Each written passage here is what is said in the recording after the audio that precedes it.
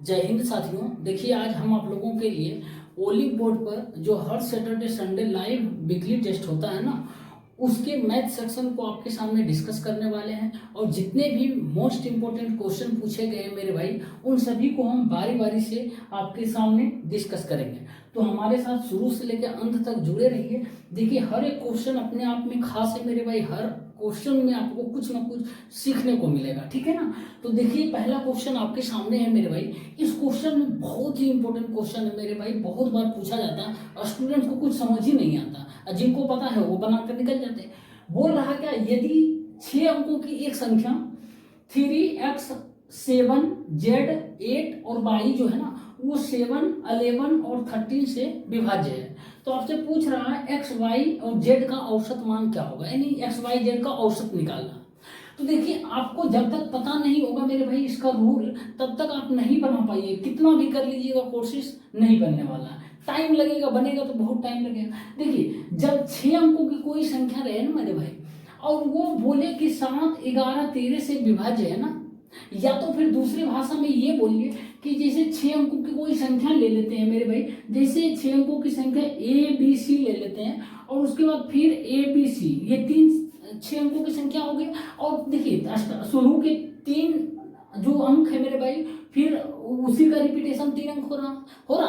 तो जब भी ऐसा मेरे भाई आए कि ए बी सी और 6 अंकों का बने संख्या, तो वो हमेशा मेरे भाई याद रखना 7 से 11 से और 13 से डिविजिबल होगा, ठीक है ना।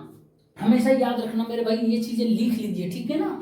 तो ये क्या होगा, जब कोई संख्या 2 बार रिपीट करेगी और वो 6 अंक की बनेगी ना संख्या, जैसे ए बी सी है, तो वो संख्या हमेशा मेरे भाई 7 11 और 13 से भाज्य होगा, ठीक है।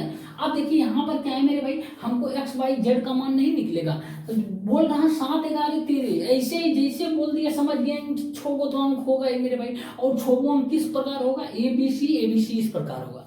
तो देखिए यहाँ पर जो मेरे भाई, यहाँ पर जो है ए है, ये होगा, बी होगा, ये सी होगा। अब यहाँ पर देखिए फिर ए होगा, ये बी होगा, ये सी होगा ना। अब देखिए मेरे भाई, ए की जगह क्या है मेरे भाई, 3 है ना, यहाँ भी ए की जगह जेड है, तो यानी जेड का मान कितना होना चाहिए, यहाँ जेड का मान 3 होना चाहिए। एक्स का मान कितना होना चाहिए मेरे भाई, एक्स का मान कितना हो जाए, यहाँ पर देखिए बीच वाला संख्या है ना, बीच वाला ए बी सी, एक्स का मान यहाँ बाई 8 होना चाहिए ना। उसके बाद देखिए वाई का मान कितना होना चाहिए मेरे भाई, सी की जगह 7 है ना, तो वाई का मान 7 होना चाहिए, बस अब कुछ नहीं। अब देखिए 3x 7 z 8 और y में x बराबर कितना आ जाएगा मेरे भाई, आपका x बराबर आ जाएगा 8 आ जाएगा, x बराबर 8 आ जाएगा। y बराबर कितना आ जाएगा मेरे भाई, यहाँ y बराबर कितना आ जाएगा आपका 7 आ जाएगा, ठीक है ना। अब देखिए यहाँ पर z बराबर क्या आ जाएगा मेरे भाई, z बराबर आपका आ जाएगा, यहाँ पर z बराबर क्या आएगा, 3 आ जाएगा, ठीक है ना, यही तो आएगा ना, 3 आ जाएगा ना। अब देखिए बोल रहा तीनों का एवरेज, तो तीनों का एवरेज नहीं निकलेगा। 8 + 7 + 3 बटे कितना नंबर है, टोटल 3 नंबर है, 3 से डिवाइड कर देंगे। 8 7 15 3 18 बटे 3 बराबर कितना आ गया मेरे भाई, 6 आ गया ना। ऑप्शन नंबर 20 का करेक्ट आंसर हो जाएगा, ठीक है ना। मैं एक बार फिर से बता देता हूँ। अब देखिए ये जो क्या बोले कि जब भी 6 अंकों की संख्या बोले कि 7 11 13 से विभाज्य है, तो समझ जाना मेरे भाई इस फॉर्म में उस नंबर लिखा हुआ छोटा डिजिट होगा, ठीक है ना। या फिर ये ना बोले, इतना बोल दे 6 अंकों की कोई संख्या है, और वो मेरे भाई जो जब इस फॉर्म में रहेगा ए बी सी, तो वो हमेशा 7 11 13 से विभाजित होगा। मतलब एक क्वेश्चन, ये बात एक ही है लेकिन घुमा कर बोल रहे हैं, ठीक है ना। 2 बार बोले घुमा कर, चाहे उधर से बोल दे या इधर इस तरीके से बोल दे, बस ये चीज आपको रूल फॉलो करना पड़ेगा, ठीक है। अब देखिए यहाँ पर देखिए 3x 7 z 8 y है, यहाँ पर a की जगह 3 होगा मेरे भाई, पहला ये 3 होगा, फिर x, फिर 7, फिर अगला 3 होगा, फिर x होगा, फिर 7 होगा ना। तो यहाँ पर देखिए ये 3x से ये 3 के साथ z कंपेरिजन हो जाएगा, x के साथ ये 8 हो जाएगा, 7 के साथ मेरे भाई y। देखिए x के मान कितना है 8, ठीक है ना। अब देखिए y का मान कितना 7, z का मान कितना है मेरे भाई 3 हो जाएगा, ठीक है ना। अब समझ में आया, ये मेरे भाई लिख लेना, ठीक है ना, बहुत ही काम देने वाला है, ठीक है। अब देखिए यहाँ पर क्या है ना, यहाँ पर देखिए एक और चीज, अब एक और लिख देते हैं, जैसे 6 अंक के मान लीजिए ए बी बनेगा, सॉरी ए बी बनेगा, ए बी, ठीक है ना। इस तरीके से 3 बार रिपीट करेगा ना ए बी, तो 6 अंक का नंबर बन जाता है, ये भी लिख लेना। तो ये मेरा भाई हमेशा 1 0 1 0 1 से डिविजिबल होगा, ठीक है ना, ये भी पूछ देता 1 0 1 0 1 से डिविजिबल होगा, ठीक है ना, ये लिख लेना। जब 6 अंकों की संख्या 2 बार, देखिए 2 अंक है ना, 3 बार रिपीट कर रहा, तो 1 0 1 0 1 से डिविजिबल होगा, ठीक है ना। पसंद आया मेरे भाई ये क्वेश्चन का जो तरीका है, तो वीडियो को लाइक और शेयर कर दीजिए, और भी धमाकेदार क्वेश्चन आने वाला है, ठीक है ना। तो जुड़े रहिए हमारे साथ शुरू से लेकर अंत तक। देखिए कैसे क्वेश्चन बताते हैं, एकदम शॉर्ट में बताएंगे। साथियों देखिए एक और सवाल है, बोल रहा कि पिरामिड के आधार का क्षेत्रफल 61 सेंटीमीटर स्क्वायर है और ऊंचाई जो है 15.5 सेंटीमीटर है, तो इसका आयतन पूछ रहा आपसे क्या होगा। देखिए पिछले ही सेट में हम सेट नंबर 20 से में बताए थे मेरे भाई, पिरामिड का क्वेश्चन आया था, ठीक है ना। बोले ना हर एक क्वेश्चन जो करा रहे हैं मेरे भाई सेट में, वो मायने रखता है और उस पर भरोसा रखिए, ठीक है ना। आप देखिए हर एक क्वेश्चन ओली बोर्ड का आप उड़ा दीजिएगा, यदि मेरा सेट प्रैक्टिस के सेशन आप किए हैं या क्लास लिए हैं, तो देखिए बोल क्या ना, पिरामिड का आयतन पूछ रहा। तो पिरामिड का आयतन आपको पता होना चाहिए मेरे भाई, लिख देता हूं मैं। पिरामिड का आयतन होता है, पिरामिड का आयतन होता है आपका, पिरामिड का आयतन ये होता है मेरे भाई 1/3 इंटू आधार का क्षेत्रफल इंटू ऊंचाई, ठीक है ना। 1/3 इंटू आधार का क्षेत्रफल इंटू ऊंचाई। अब देखिए मेरे भाई यहाँ पर 1/3 इंटू आधार का क्षेत्रफल आपको दिया हुआ है 61 सेंटीमीटर स्क्वायर, तो 61 इंटू ऊंचाई क्या है मेरे भाई, दिया हुआ 15.5। 15.5 का मतलब क्या होगा मेरे भाई, 15.5 31/2 होगा मेरे भाई, 31/2 आप इस तरीके से लिख सकते हैं ना, 31/15 से मल्टीप्लाई कर दीजिए।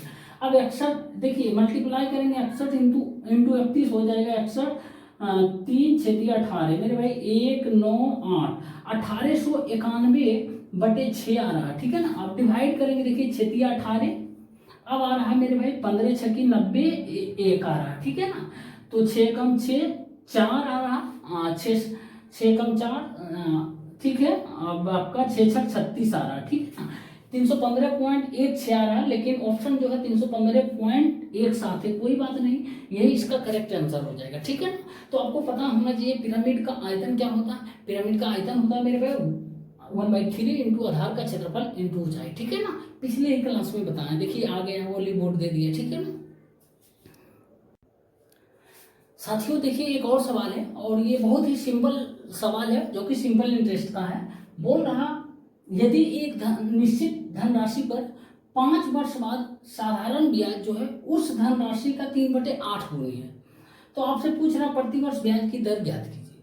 सिंपल इंटरेस्ट का बहुत ही, देखिए अब बोल रहा कि साधारण ब्याज जो है उस धनराशि का 3/8 है, तो मान लेते हैं जो धनराशि है प्रिंसिपल का मेरे भाई, तो मान लेते हैं प्रिंसिपल जो होगा वो हम 8 मान लेते हैं, ठीक है ना। प्रिंसिपल 8 है, तो इंटरेस्ट कितना होगा मेरे भाई, सिंपल इंटरेस्ट तो इस 3 हो जाएगा, इसका 8 का 3/8 खींचिएगा 3 आ जाएगा ना, सिंपल इंटरेस्ट 3 बस। अब सिंपल इंटरेस्ट बराबर क्या होता है, P into R into T upon 100 होता है ना, इतना होता है सिंपल इंटरेस्ट। देखिए 3 है मेरे भाई, P कितना है 8 इंटू आर का मान निकालना, और टाइम कितना है 5 वर्ष के लिए बटे 100 हो जाएगा, ठीक है ना। अब इसको हम क्या करेंगे मेरे भाई, 2 चौका 8 25 चौका 100। अब देखिए ये हो जाएगा आपका 5 5 25, ठीक है ना। तो यहाँ करेंगे 15 बटे ये 2 आ जाएगा नीचे मेरे भाई बराबर आर, तो आर बराबर कितना आ जाएगा मेरे भाई 7.5% आ जाएगा दर, ठीक है ना। आर का मान यही आपसे पूछ रहा, ऑप्शन नंबर सी इसका करेक्ट आंसर हो जाएगा, ठीक। तो ध्यान रखिएगा, ये बोल रहा जो सिंपल इंटरेस्ट है साधारण ब्याज उस धनराशि का 3/8, तो धनराशि हम मान लिए हैं 8 है, नीचे वाला मान ले ताकि फ्रैक्शन से बाहर निकल जाए। उसके बाद सिंपल इंटरेस्ट इसका 3/8 है, 3 हो जाएगा, ठीक। साथियों देखिए एक और सवाल है, और ये एज का है। बोल रहा कि x और y की आयु का योगफल जो है वो 28 वर्ष है, और y और z की आयु का योगफल जो है 16 वर्ष है। तो आपसे पूछ रहा है x जो है z से आयु में कितनी वर्ष बढ़ा है। तो यहाँ पर देखिए x और y की आयु का योगफल मेरे भाई x प्लस y बराबर कितना है, वो आपका 28 वर्ष, ठीक है। और y और z का आयु का योगफल है y प्लस z बराबर मेरे भाई 16 है, ठीक है ना।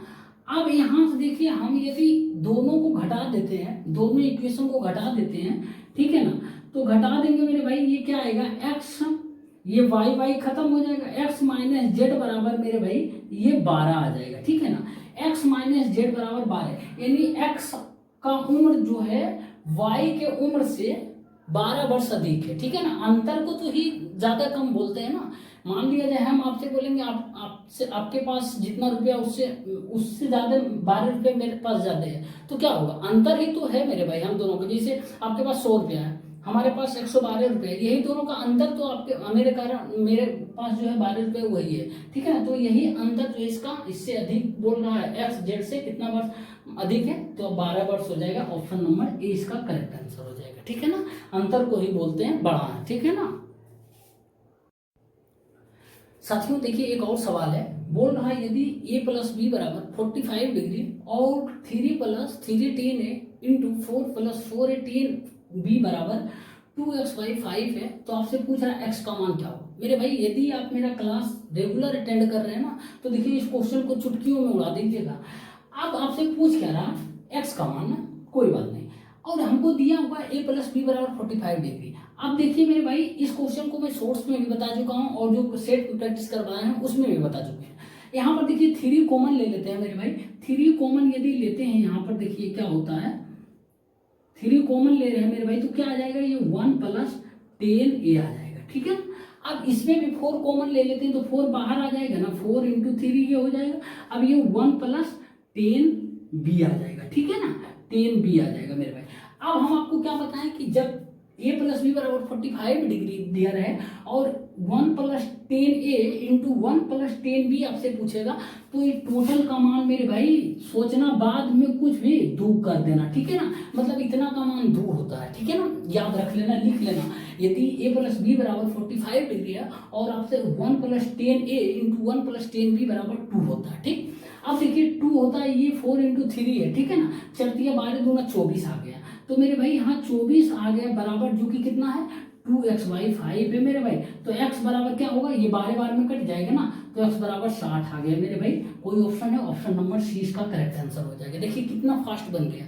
यदि आपको पता रहता है मेरे भाई, ये आपको जो कॉन्सेप्ट है ये पता रहता तो बन जाता। आप देख इसलिए बोल रहे हैं, आप देखिए मेरे भाई हर एक क्वेश्चन देखिए, सेट जो करवाते हैं कोई फालतू क्वेश्चन नहीं डालते, हर एक क्वेश्चन बोले ना प्रीलिम्स से हाई लेवल का रहता है, उससे कम मत अपना मेरे भाई, ठीक है ना। ये मेरे खुद का 3 बार सीजीएल मेंस का एक्सपीरियंस बताते हैं, ठीक है ना। क्या आपको पढ़ना है, क्या नहीं पढ़ना है, क्या क्वेश्चन डाले, किस लेवल का डाले, ताकि आप एग्जाम में भी करके आए, ठीक है ना। तो इस तरीके से इसका आंसर देखिए तुरंत आ गया ना।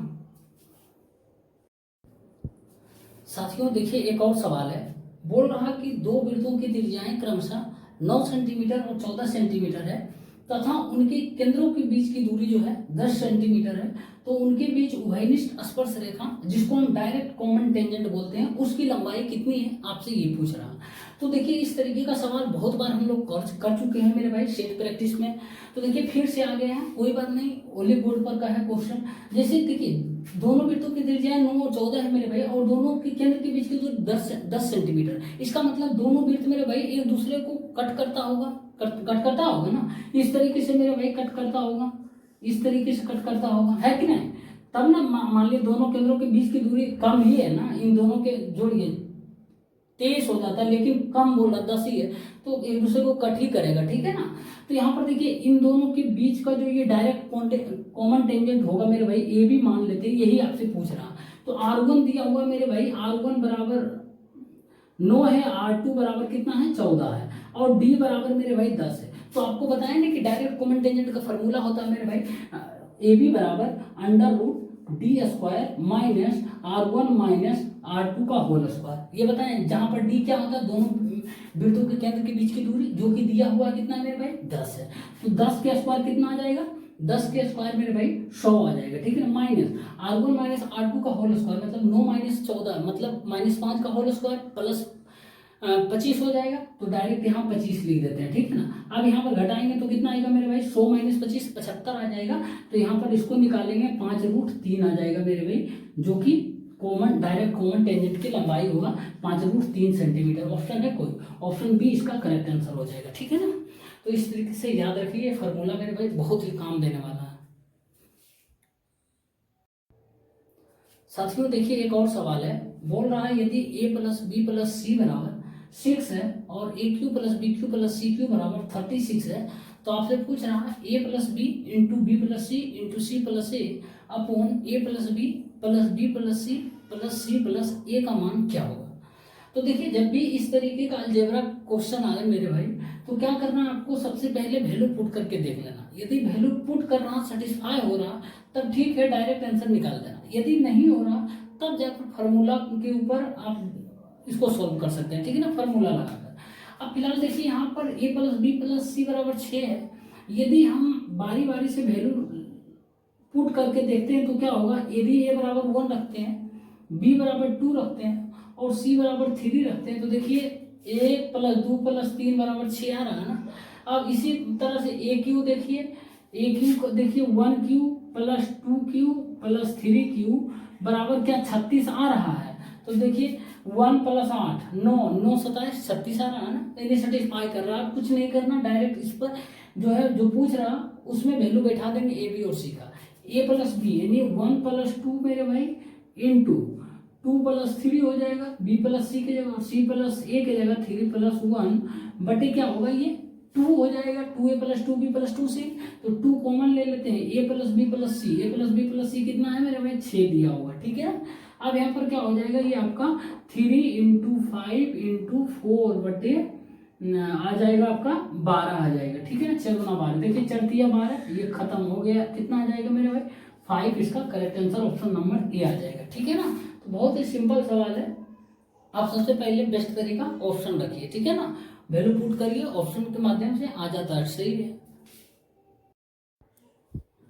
साथियों देखिए एक और सवाल है, बोल रहा यदि जया के बैंक खाते में निश्चित धनराशि है और वह परिवहन पर 20%, शिक्षा पर 25% और किराए पर जो है 13% खर्च करती है, तो उसके पास जो है 1260 रुपया बचता है। तो पूछ रहा है कि उसके पास प्रारंभ में कितनी धनराशि थी, ये आपको बताना। तो देखिए जब भी ऐसा सवाल आए तो हम सीधे जितना पूछ रहे हैं प्रारंभ में कितना राशि, तो मान चलकर चलेंगे वो 100% उसके पास जो भी राशि होगा वो 100%। तो मान लेते हैं 100% मेरे भाई के पास राशि थी।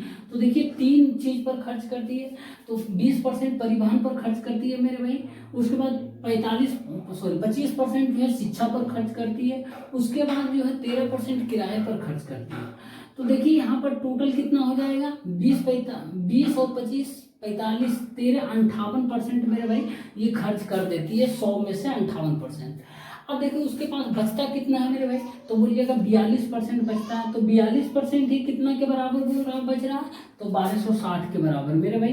1% बराबर कितना हो जाएगा, तो 30 हो जाएगा। और पूछ रहा प्रारंभ में कितनी राशि, तो 100% बराबर कितना हो जाएगा, 100% बराबर हो जाएगा आपका 3000 रुपया ये राशि हो जाएगा, ठीक है ना। 100% बराबर हो जाएगा आपका 3000, ऑप्शन नंबर सी इसका करेक्ट आंसर हो जाएगा, ठीक। साथियों देखिए एक और सवाल है, बोल रहा कि एक त्रिभुज की अंतः त्रिज्या 13 सेंटीमीटर है और इसकी भुजाओं की लंबाई का योगफल जो है वो 124 सेंटीमीटर है। तो आपसे पूछ रहा त्रिभुज का क्षेत्रफल कितना होगा, ये आपको बताना।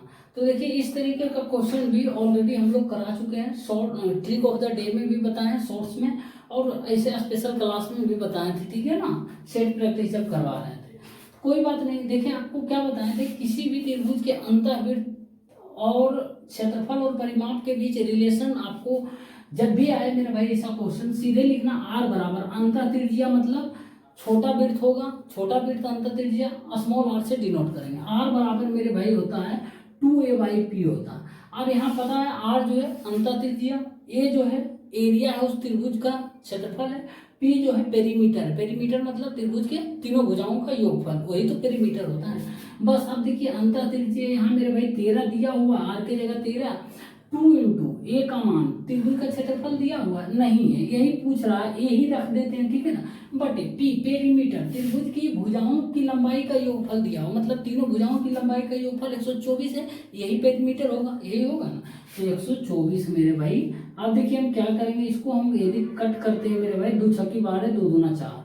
अब देखिए यहाँ पर क्या आ रहा 3 दूना 6, यूनिट डिजिट 6 आ रहा किसी का, ए बराबर जो है लास्ट में 6 आएगा मेरे भाई, यूनिट डिजिट 6 आ रहा है, ऑप्शन नंबर 20 का करेक्ट आंसर हो जाएगा। ठीक है ना, आप नहीं भी गुना कर सकते हैं, कोई जरूरी नहीं, यूनिट डिजिट मिल गया ना, निकल जाएंगे। ठीक है ना, नहीं तो आप कर दीजिए, देखिए भरोसा नहीं हो रहा है, करके दिखा रहे हैं।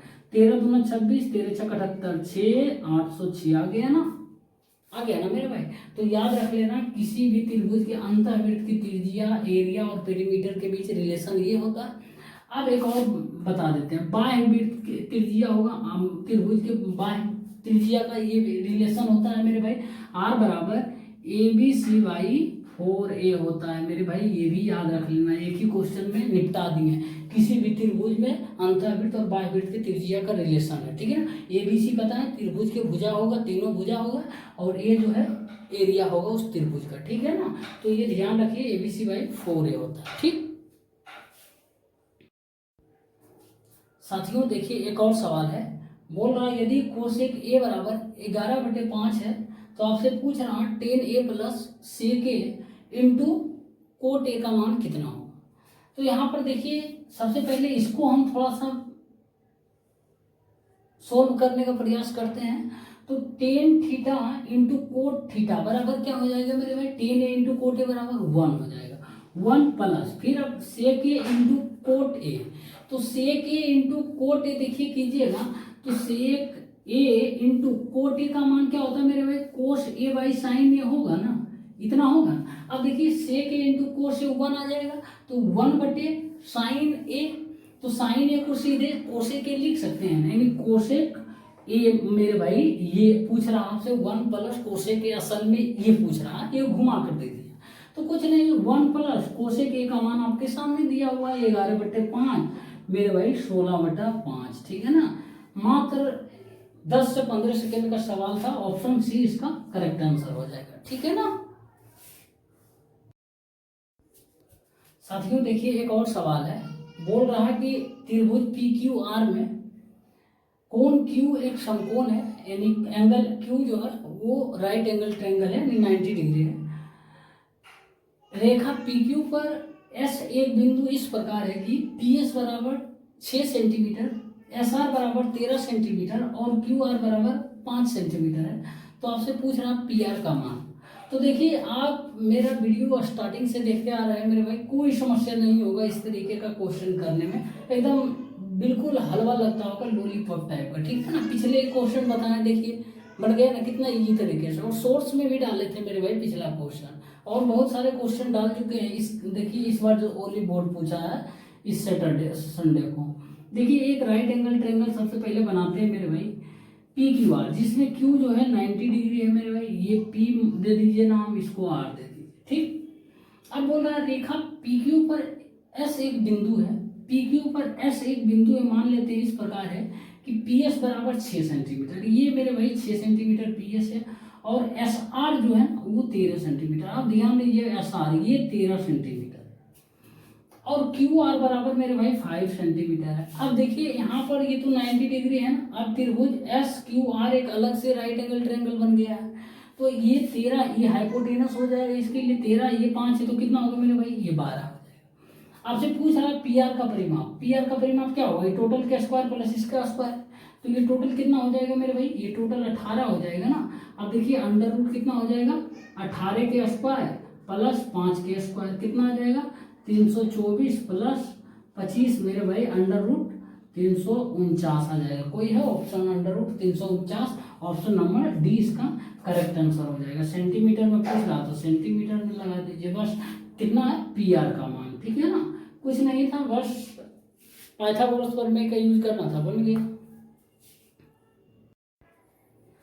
साथियों देखिए एक और सवाल है, बोल रहा है संख्या B का 5/7 भाग है, जबकि संख्या B जो है संख्या C का 2/3 भाग है। तो आपसे पूछ रहा है A और C के मान का अनुपात ज्ञात कीजिए। तो देखिए कुछ नहीं, सिंपल है, संख्या A है मेरे भाई, जो B का है ना 5/7 भाग है ना, B का है 5/7 भाग। अब यहाँ से देखिए A और B का रेशियो निकाल लेंगे, यदि A रेशियो B निकाल लेंगे, कोई बात नहीं, A और B का रेशियो निकालेंगे मेरे भाई, तो कितना आ जाएगा आपका 5:7 आ जाएगा। ठीक है, अब बोल रहा क्या, बी जो है संख्या सी का 2/3 भाग है, ठीक है ना, और यहाँ बी और सी का रेशियो निकाल लेंगे तो 2:3 आ जाएगा ना। अब देखिए ए अनुपात बी इतना है, बी अनुपात सी इतना है, तो बराबर करने के लिए हम क्या करेंगे मेरे भाई, यहाँ पर ये अनुपात सी करेंगे तो ये 2:3 हो जाएगा, बी अनुपात सी इसके सामने। अब कुछ नहीं, इसको कर देंगे इससे मल्टीप्लाई, इसको इससे, फिर इसको इससे, तो 10 हो जाएगा रेशियो 14 हो जाएगा, रेशियो 21 हो जाएगा। ए अनुपात बी अनुपात सी आ गया 10:14:21। तो आपसे पूछ क्या रहा, ए और सी का मान का अनुपात, ए और सी मतलब 10:21, ए अनुपात सी हो जाएगा मेरे भाई 10:21 हो जाएगा। कोई ऑप्शन है, ऑप्शन सी इसका करेक्ट आंसर, ठीक है ना साथियों। पार्ट 1 था ये ओलिव बोर्ड का जो है मैथ सेक्शन का, उम्मीद करते हैं समझ आया होगा। सभी क्वेश्चन मेरे भाई लॉलीपॉप था, कोई बड़ी बात नहीं थी, कोई भी क्वेश्चन ऐसा हो जो नहीं बना है। और उम्मीद करते हैं यदि आप मेरा क्लास स्टार्टिंग से अटेंड कर रहे हैं तो सभी क्वेश्चन बनाए होंगे। देखिए जितना बताते हैं मेरे भाई वही सब आता है ना, तो बोले इसलिए हमको पता है, 3 बार मेंस दिए सीजीएल का, तो बहुत आइडिया हो गया किस तरीके से क्वेश्चन पूछ रहा है, एसएससी पूछेगी या फिर और बाकी प्रैक्टिस सेट दे रहा है या देंगे।